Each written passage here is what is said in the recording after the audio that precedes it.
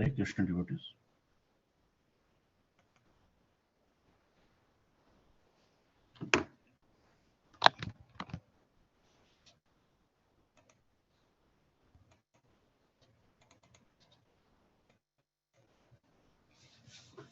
Om Namo Bhagavate Vasudevaya. Om Namo Bhagavate Vasudevaya. Om Namo Bhagavate Vasudevaya. Narayanam Namaskrityam Naram Chaiva Narottamam Devim Saraswatim Vyasam Tato Jayamudiraye Nashtaprayesu Abhadresu Nityam Bhagavata Sevaya Bhagavati Uttama Sloke Bhaktir Bhavati Naistaki.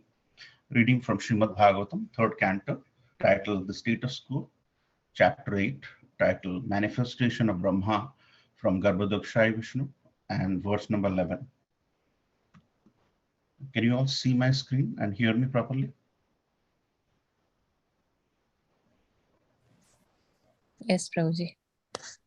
Thank you, Bhataji.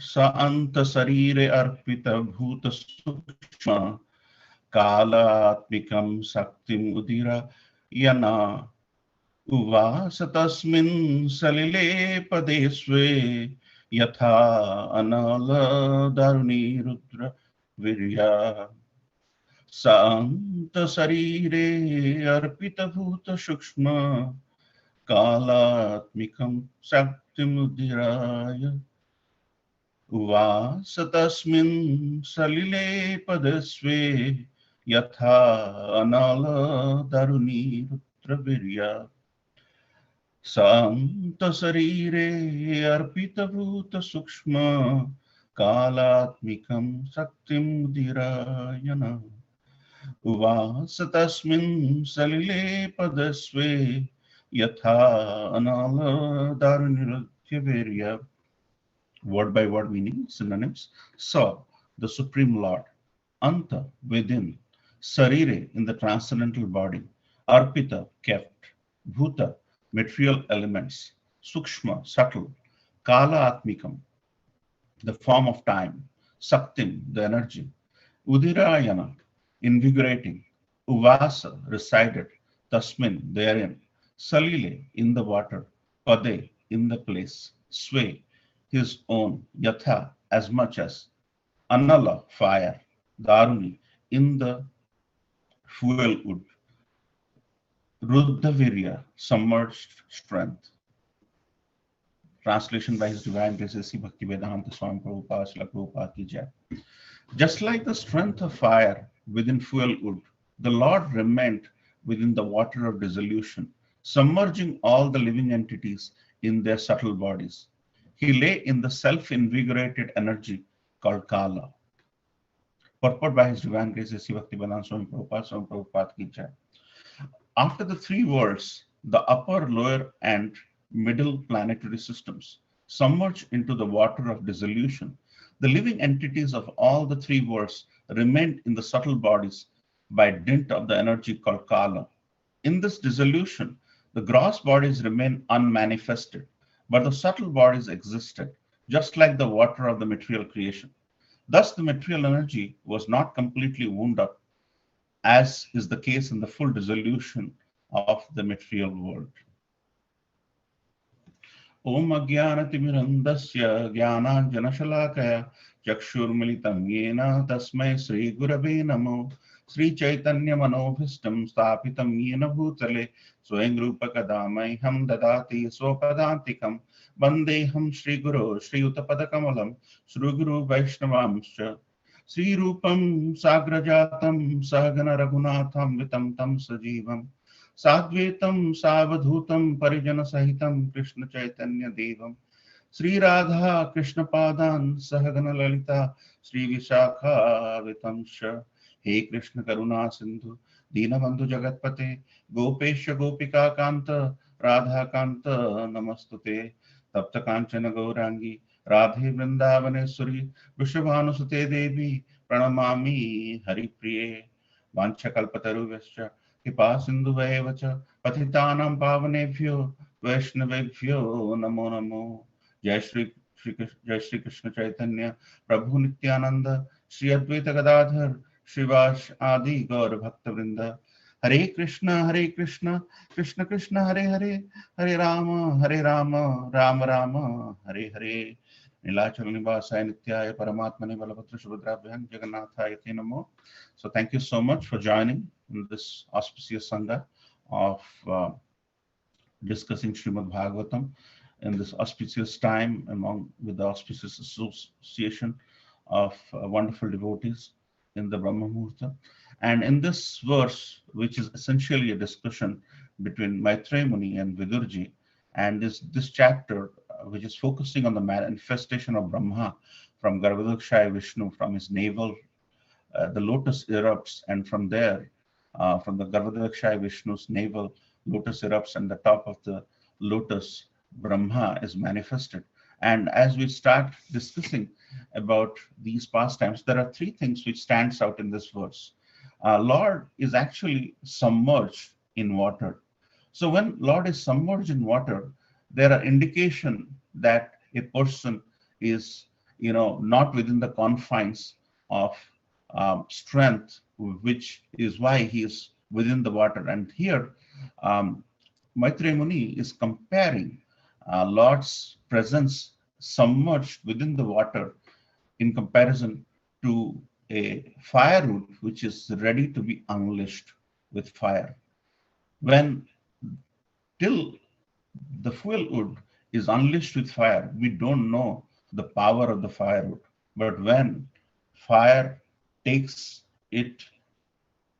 inside, when the fuel wood takes the fire inside, it becomes a havoc. It's very, very difficult to curb it because it's dry, it's ready to unleash, and it has so much of power.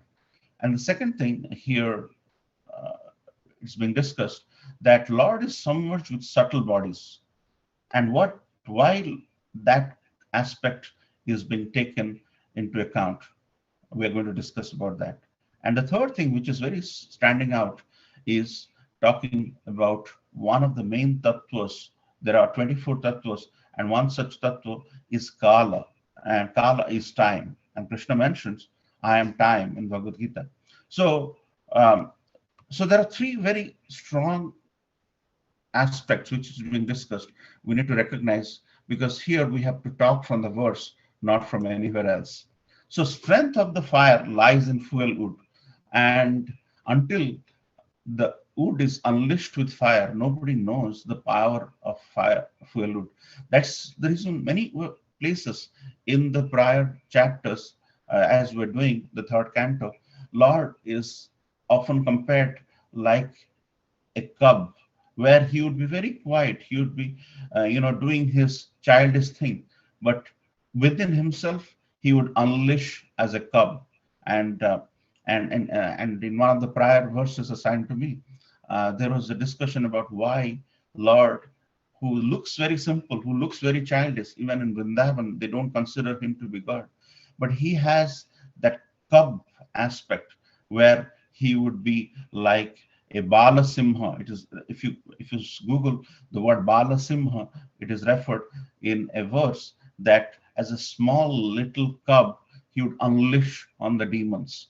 Like when he was few days old, he killed Putana, the huge demon, and when he was and he was dancing on the hoods of the snake serpent Kalia when he was a little boy. So he was exactly like a person who is unleashing himself with the power nobody knew about.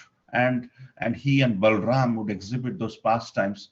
It's exactly like the strength which lies in the fuel wood. Nobody knows, because when fire breaks out, you might have seen in Australia, fire broke out because these trees are standing there, getting dried and dried and dried. But once the fire break out, we don't know the extent of damage it can do, and it can create a havoc. And here Lord is compared with that. Even if Lord is submerged with the subtle bodies, we'll get to that as to why it is being discussed that he is living with is residing with the subtle bodies. But his power is expressed as often hidden. And that's why it's very difficult, because Lord's personality, Lord's features, Lord's wishes, Lord's activities is unthinkable for many people. And that's why always in Srimad Bhagavatam you will find references where Lord will be compared to something where he is ready to unleash. He would look very ordinary, but he would do extraordinary uh, activities. So the strength of the fire lies in the fuel wood, like that Lord was residing under the water in Garbhodaka ocean. And the second main point, which is really coming out, is Lord remained with subtle bodies. So what does that mean? As you know, there are 8.4 million species, and we have 5 gross elements and 3 subtle elements. And when a person dies, the gross body, our stool saris, or our earth, air, water, the 5 gross elements, they completely stay here in this material world. But the subtle bodies, the 3 subtle elements, they go forward with the soul. So the soul comprise in this context with the 3 elements, and Lord in Garbhodaka ocean is residing with 8.4 million species in their subtle bodies.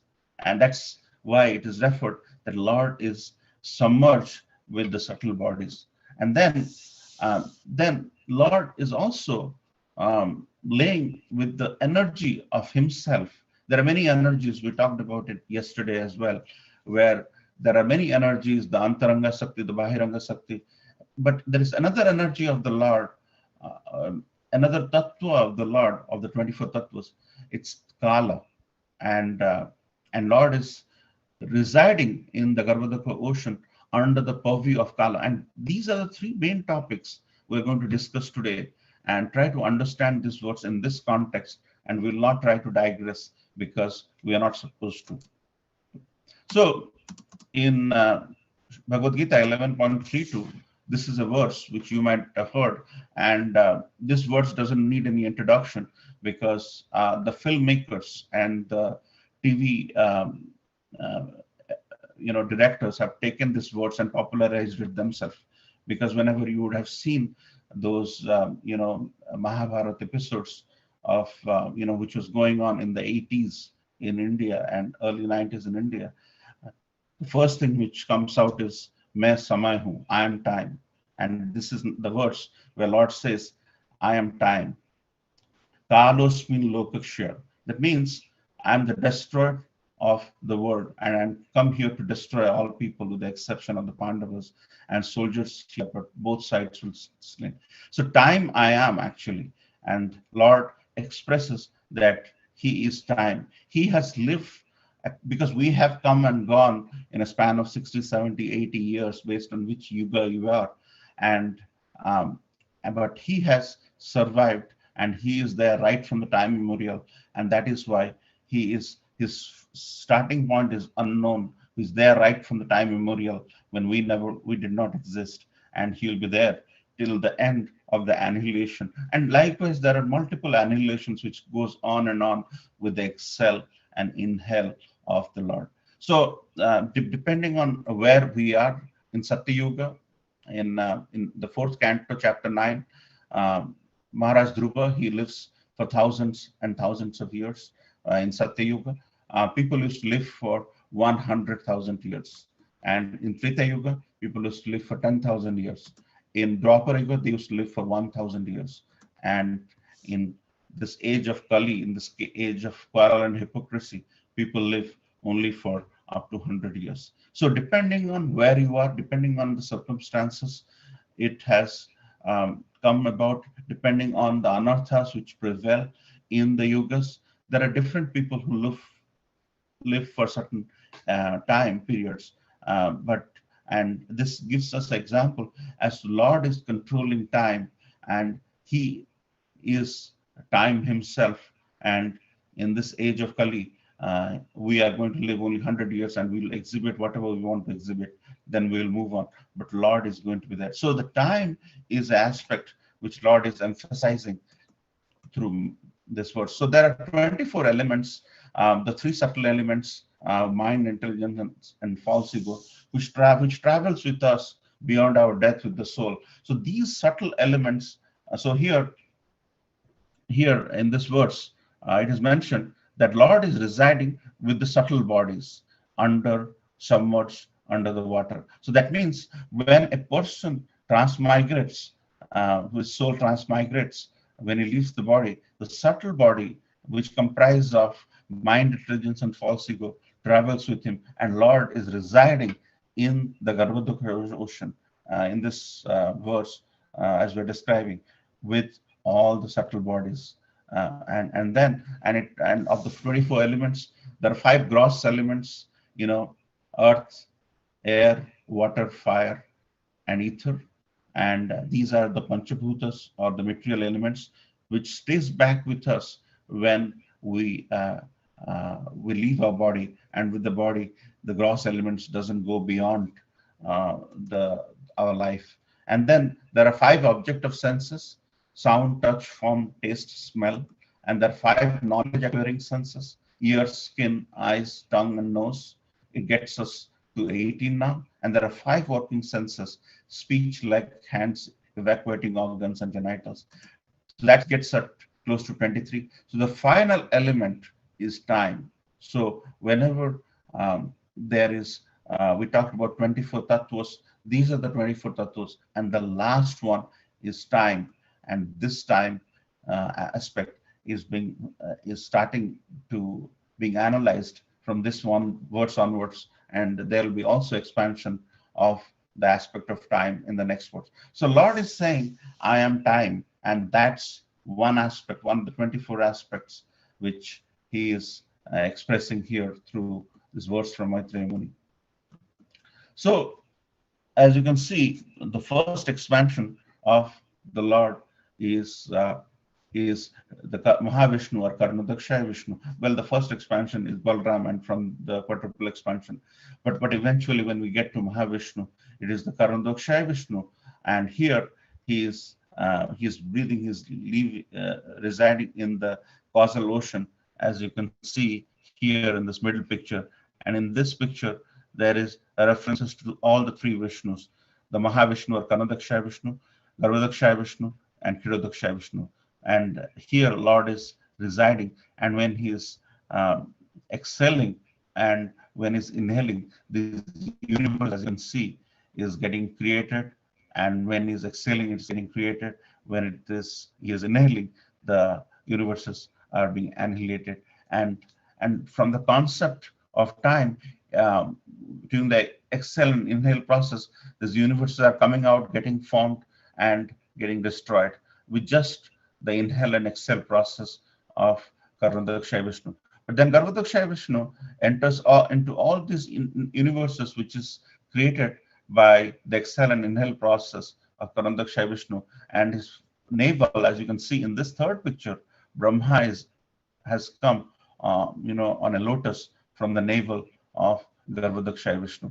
So as you can, and as it's described, the lifespan of Brahma is actually 100 years. So the time aspect, the time factor, as you can see, the second, minute, and hour, they're very, very different for different people. As we saw in different yugas, the time period is very, very different. So the lifespan of Brahma is 100 years, and that 100 year has,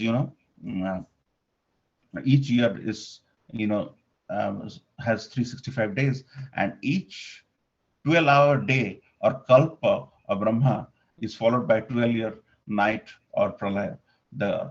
And so if you total it the day lasts for 4.32 billion years if you calculate, and the night is 4.32 billion years. So as you can see, the inhale exhale process, which transcend into creation of Brahma, and from Brahma, the amount of time Brahma spends in this material world, and that is, or Brahma Loka in that context, and then translating that to our time units.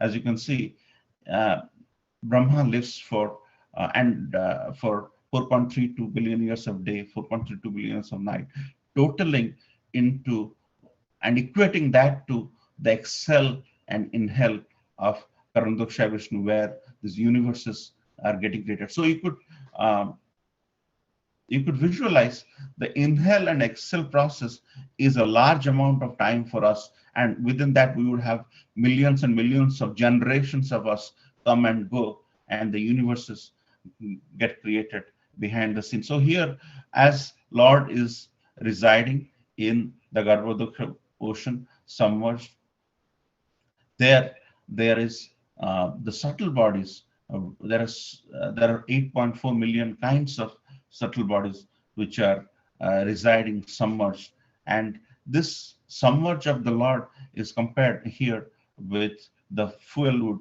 which is ready to be unleashed with the fire. So the power of the fuel wood is known only when it is burnt. Till that time, nobody knows how powerful, how detrimental it can be. So there is this nice examples where the Lord is compared with various different things.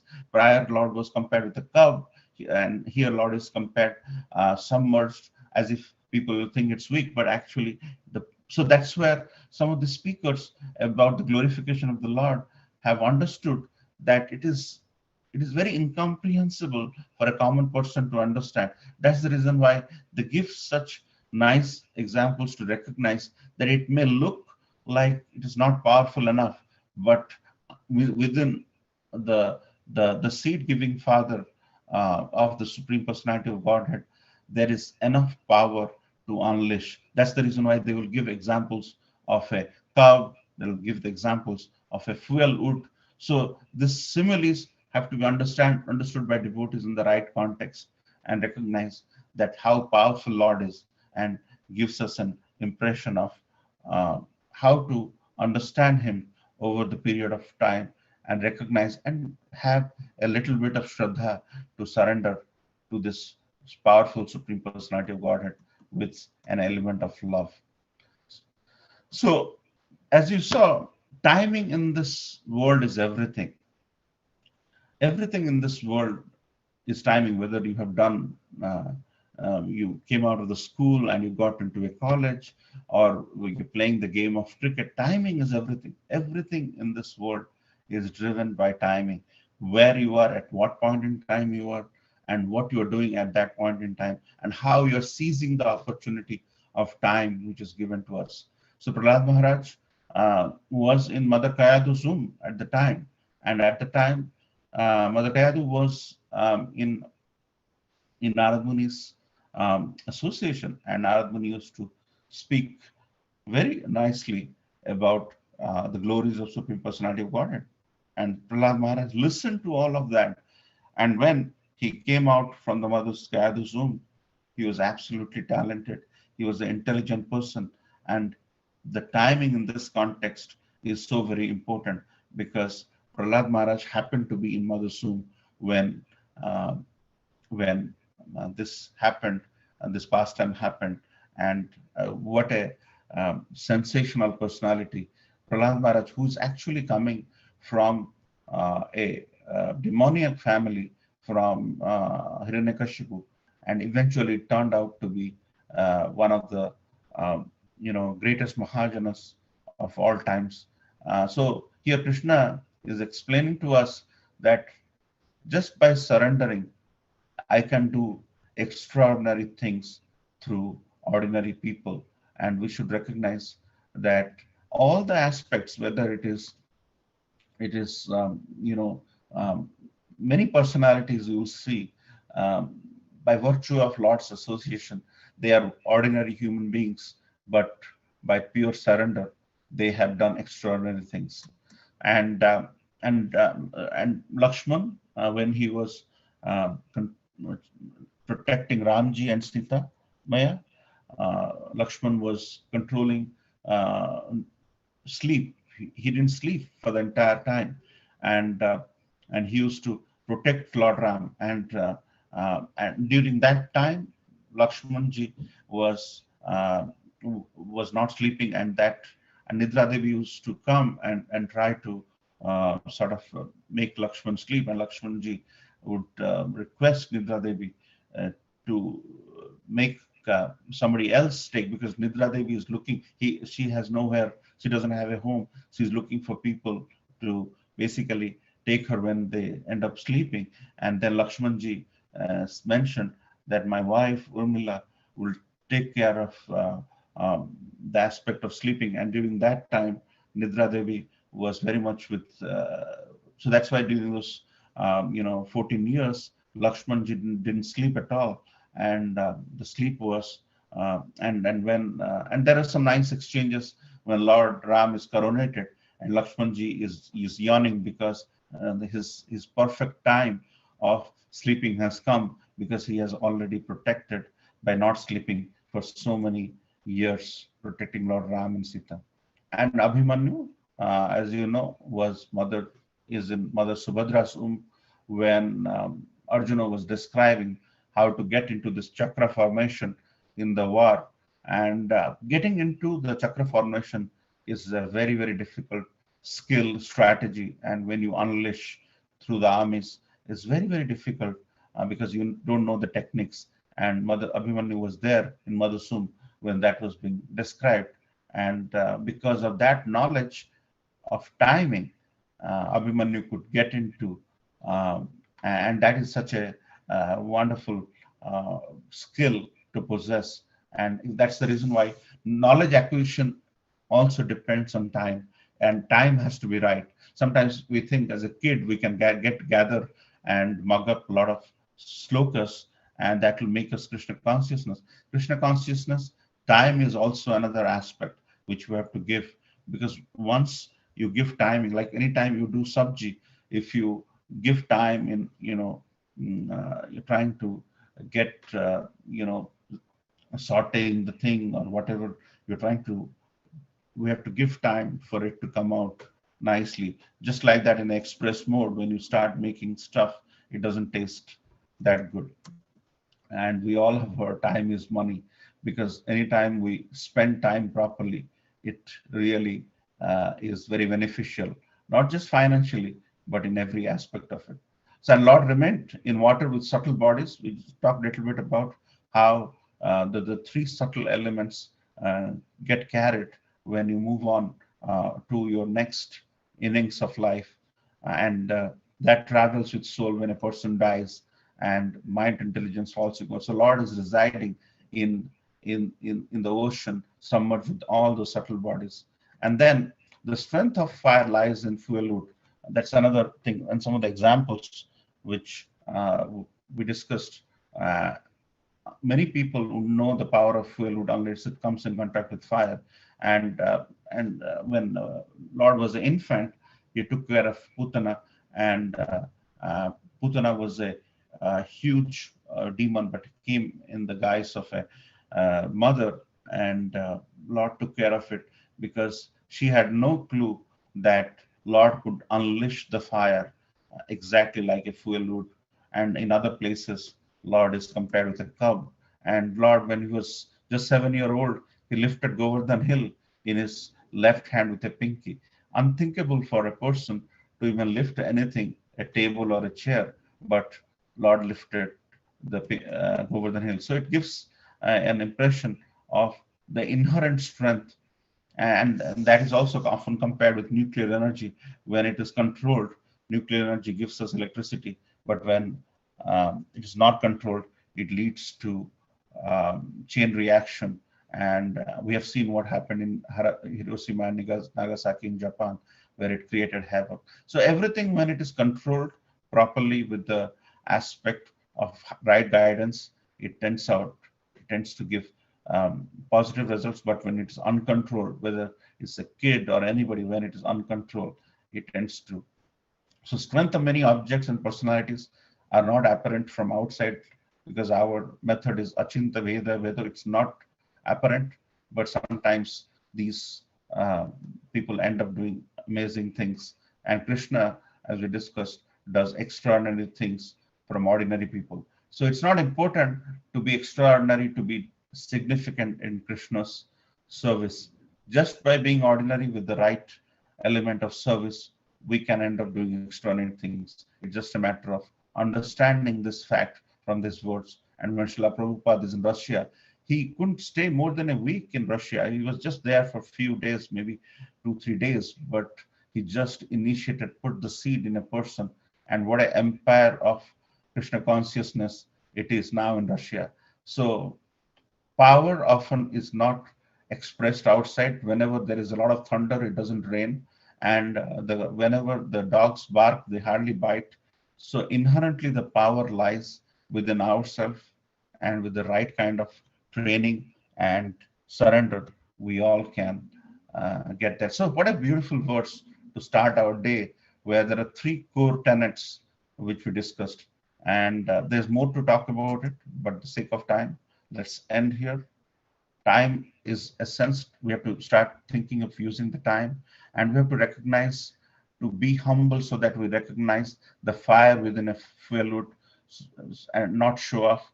And then, and what a comparison with Raman is giving. So with that, I'd like to end here. Thank you so much for giving me a listen. Srila Prabhupada ki jai. Hare Krishna.